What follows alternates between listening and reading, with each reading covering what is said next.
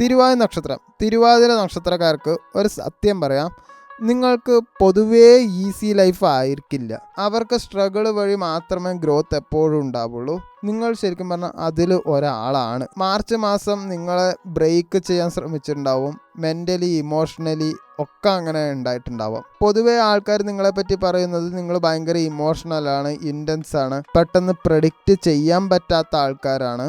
എന്നാൽ ഒരു ആറും പറയാത്തൊരു പേഴ്സണാലിറ്റി നിങ്ങൾക്കുണ്ട്. നിങ്ങൾ ഭയങ്കര ഇടിവെട്ട് സ്വഭാവമുള്ളവരാണ്. നിങ്ങൾ കാമായിട്ടിരിക്കുമ്പോൾ എല്ലാം നോർമലാണ്, പക്ഷെ ട്രിഗർ ആയാൽ ഭയങ്കര പ്രശ്നമാണ്. നിങ്ങൾക്ക് കൺട്രോൾ ചെയ്യാൻ പറ്റില്ല.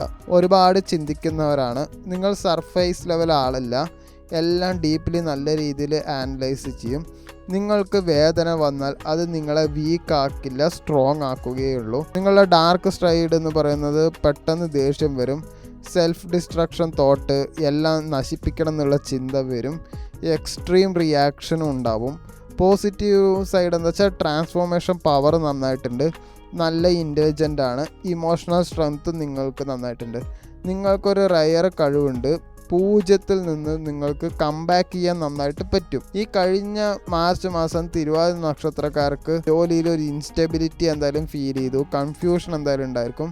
നിങ്ങൾ ജോബിൽ സ്ട്രെസ്സ്, ജോലി നഷ്ടപ്പെടുമോ എന്നുള്ള പേടി,